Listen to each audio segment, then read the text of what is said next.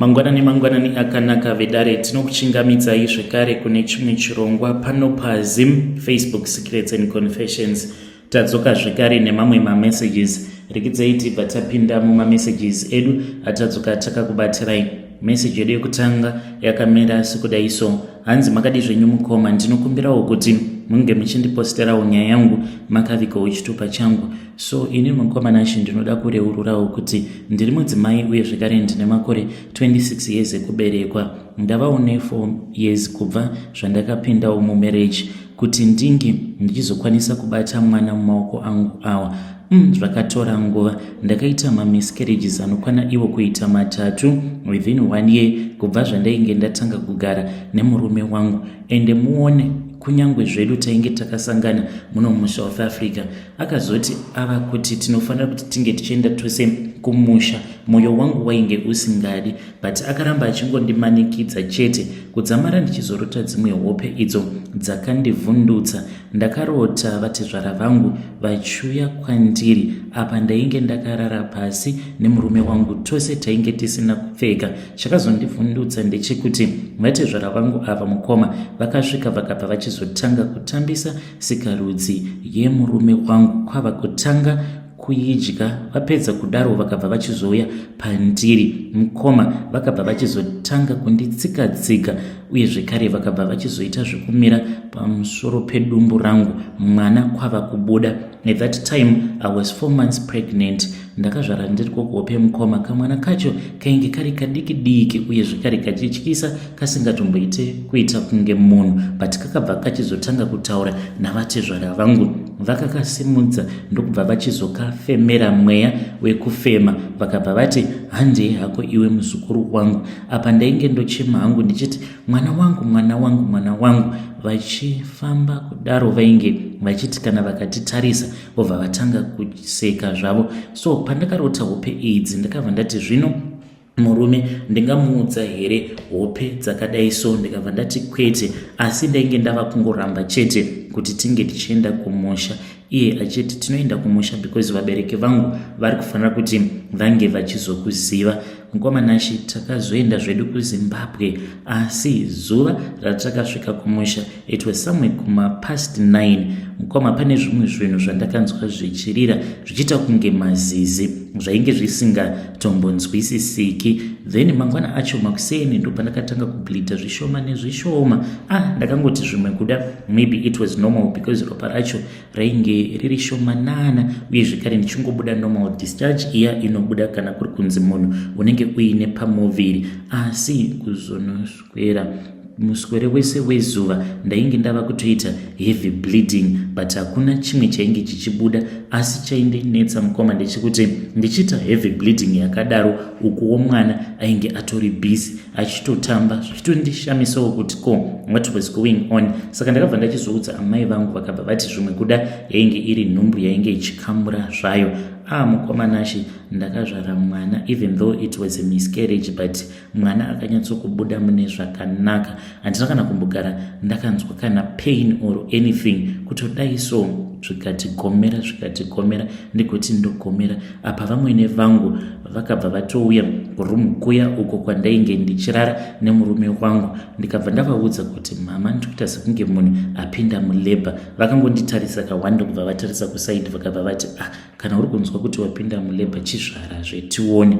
Mukoma nashi ndikatotanga kutogomera paya, mwana akabuda, but haana kumborarama kwenguva refu ndokubva atoshayika mwana uyu. Vakabva vachizodaidza mamwe machembere emuraini racho iroro zvikabva zvanzi mwana uyu haafaniri kuti ange achizoona zuva, anotofanira kutoti ange achitovigwa usiku hwacho ihwohwo. Ini ndikabva ndanzi apo painge pachazoradzikwa mwana uyu ndainge ndisingafaniri kuti ndige ndichizopaona zvekare nekupaziva. Mukoma vakabva vachizotorana navatezvara vangu kwava kupinda mumotikari nemambuya aya kwava kuenda. Murume wangu mukoma akangosara achingoyeredza misodzi kudai because ropa rainge rakazara everywhere. Iniwo ndainge ndava kusagona nekuchema nepain kuti saka ndo zvinhu zvatoitika.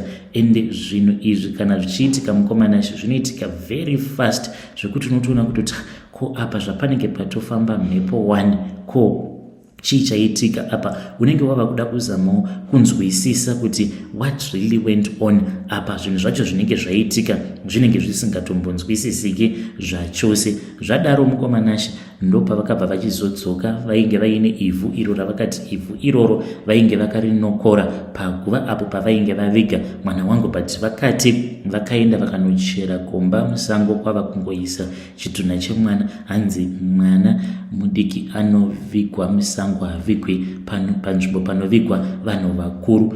Mukomanashi ndakabva ndamanikidzwa paya kuti ndinge ndichinwa. Ndakanwa almost 1 liter yemvura iyo yainge yakazanganiswa nevhu racho iroro ravainge vatora paguva pemwana wangu. Zvadaro mukomanashi yainge yangova ndabatira pamuviri paya pabva, ndabatira pamuviri paya pabva. Zvino takazoenda kumusha, this was in December.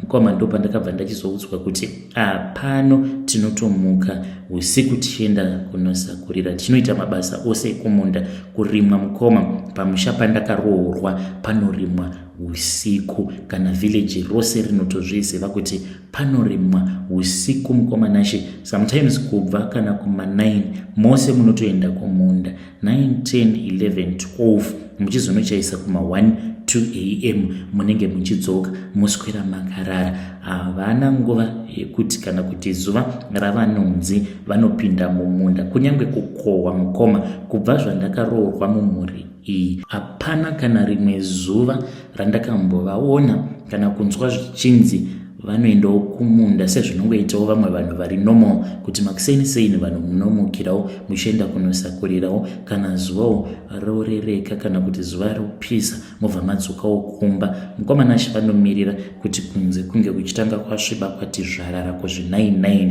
vanhu votanga kutora mabadza avo. Apa munenge matobika mbuva yekuti munge muchizoenda kunodya kana muriko kumunda nezvimaheu nezvimabhara. Vose mukomanashi vanenge vachienda kumunda ikoko.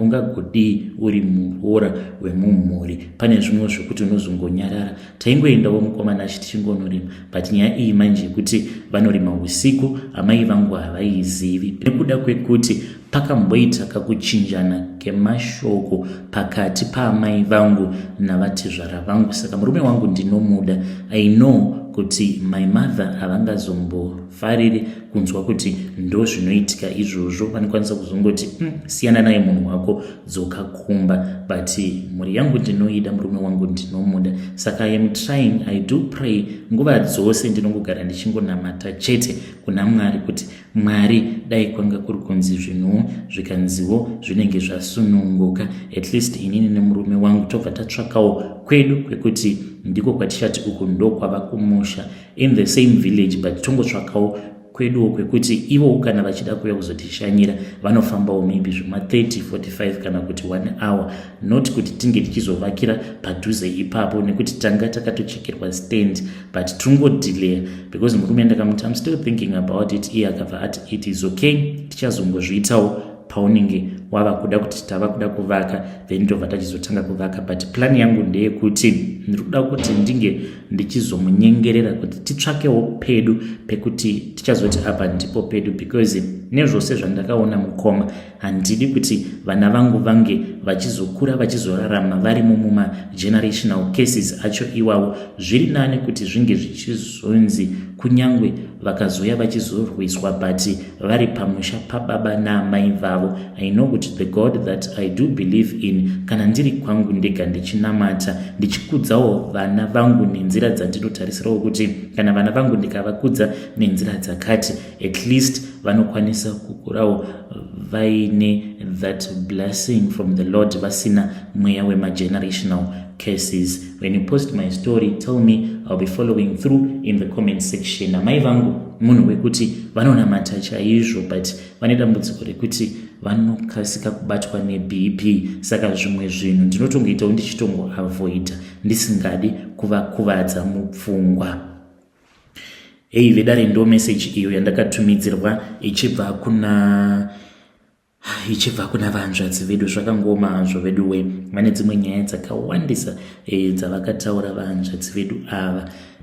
hanzi patori nevamwe varoora hanzi vakatovaudza kuti ivo pavakauyawo vamwe vachiuya kuzotizira vamwe mushure mekunge varoorwa, hanzi the same thing zvaingoitika kuti vanorota vatezvara vavo then pobva patoitika mamiscarriage. Hanzi mumhuri imomo hakuna muroora anotongoya obva atongozvara first born yake zvakanaka, panototanga patomboita maissues iwawo emamiscarriage then munobva azokwanisa kuita mwana.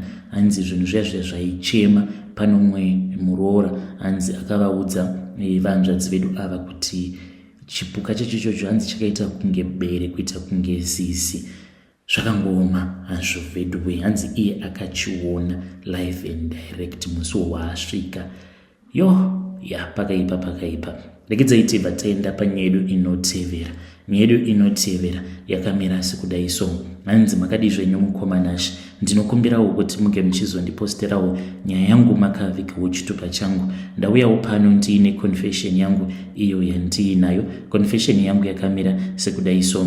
Hanzi makadi zvenyu mukoma, ndinokumbirawo kuti munge muchindiposterawo nyaya yangu makavikawo chitupa changu. Confession yangu yakamira sekudai so. Ndakaita deal naSatani direct nechechi yangu. Miko yangu ndiye kuti ndinoita service yededication. Saka paya pandinenge ndonamata paya kana kuri kunzi tinenge tapedza church, I can even open up the Bible ndotokota my Bible verses. Asi zvinoitika ndezvekuti munhu kana akakota my Bible verses, it does not mean kuti anenge achibhilivha muna Mwari.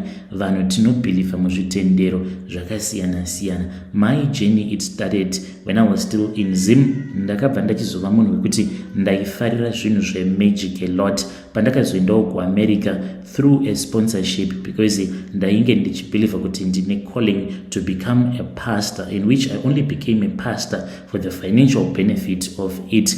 Ndiriko kuAmerica kwekwe, that was when I joined my societies akasiyana-siyana, my secret societies, because as for my societies awa anosiyana kuburikidza nerudzi rwako. Kana iwewe uri munhu mutema une mamwe masociety ekuti you cannot be at the highest level in that secret society. Saka ndakazosarudzawo imwe secret society yekuti even if zvikanzi unenge uri munhu mutema unokwanisa kusvika chaipo ipapo paunenge uchifanira kuti unge uchizosvika paunenge uchida. Vakabva vachizozviona kuti ndainge ndiri munhu ainge achifarira kuverenga mabooks anonzi mabooks of mystic occultism. Ndakaverenga akawanda uye zvekare I studied Judaism, not iyi yamunoziva. Imwe yacho kune imwe Judaism yekuti as for the Bible, iro ravanoti the Torah, they do believe in it, but they believe kuti those are just the rules and the commandments. Zvekare the Bible is sort of like a story that is telling you on how to become one. When we say to become one, it means unenge wava I am, unosvika pakuzovawo Mwari. Nekuti Judaism it believes kuti kunyangwe zvedu tiri vanhu asi tinokwanisa kuva one naMwari, in which newewe unenge watova Mwari kubva pamwanakomana waMwari, apo paakati inini naBaba vari kumusoro kudenga tiri chinhu chimwe chete, zvichireva izvo kuti munhu wose akazvarwa naEve anokwanisa kuva one naMwari. It has a deeper meaning with each and every story of the Bible that you read. Saka ndakapedza kustata Judaism zvekare nemamwe world religions akasiyana-siyana. Zvino ndakachizoti ndazodzoka kunoku ndikabva ndachizonzi ndinofanira kuti ndinge ndichizotanga church, but not a mega church, because madepartments akasiyana-siyana. Kune vamwe vanenge vaine inonzi charisma, avo vavanozoti charismatic pastors. A charismatic pastor munhu wekuti anokwanisa kumira pamberi pevanhu convincing people to follow his own beliefs. Ndo charismatic pastors iwavo. Haasi munhu wose anokwanisa kuva nethat charisma. Isusu vamwe takanzi we can just lay the groundwork. Sezvandakaita inini, chechi yangu yandinotungamirira haisi chechi hombe, haitomborina mamembers anodarika even 100 and something. but ndinolayer down the foundation kuti munhu kana achizobuda muchechi mangu achizoenda kwaProphet Name Hidden anoendako aine an open heart zvekuti kana akazodzidziswa doctrine kunyange risiri doctrine rechokwadi ikoko he or she can be convinced evenly and easily because anenge abva nekwandiri and ndinenge ndamupa mamwe maspirits awo aanenge ofamba naye zvekuti achizoenda kwaProphet Name Hidden anenge achizonosangana nemamwe maspirits awo anozoita kuti ange achizova part of that cult. So mastages acho akasiyana siyana. Saka inini zvandinoita ndizvozvo zvekuti panguva iya yekuti ndinenge ndichinamatira vanhu hongu, I might curse you, not curse you like physically, because my curses mkomanashi anosiyana. Kune avanoti ma spiritual curses. Ma spiritual curses zvaakashatira ndezvekuti anokubvisa pana Mwari. Then ma physical curses ndiwo aya ekuti zvinhu zvako zvinenge zvisingafambe, zvinhu zvinenge zvakangokuomera, zvakamira panzvimbo imwe chete. Ndo ma physical curses iwawo. So it is easy to negotiate with the spiritual realm so that ma physical curses we can negotiate with the spirits that we call gatekeepers. Umwe noumwe ane demoni rinomuteverera 24/7, depends with the situation.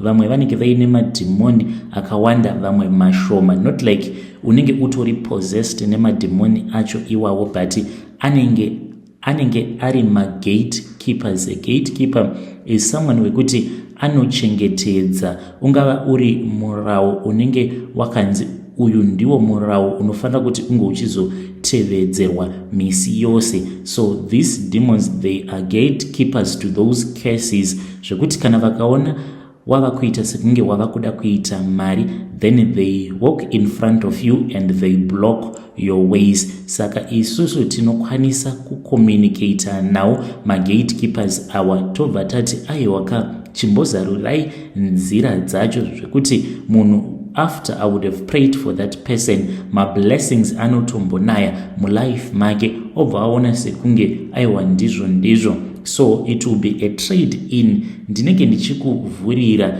ma physical blessings asi ndichizokublockera ma spiritual blessings ako, in which you can become whatever that we want you to become. Unenge wongoendawo kuchechi zvako, but unenge wava munhu wekuti anenge ava kunamata mari instead of kunamata Mwari.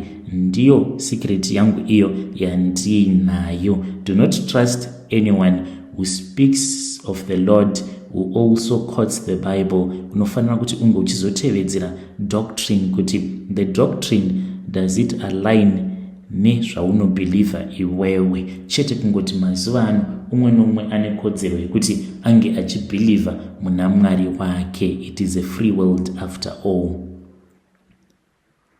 Hey, vedare ndo message iyo yandakatumidzirwa ichibva kuna tingavati vamufundisi here, ichibva kuna mukoma avo.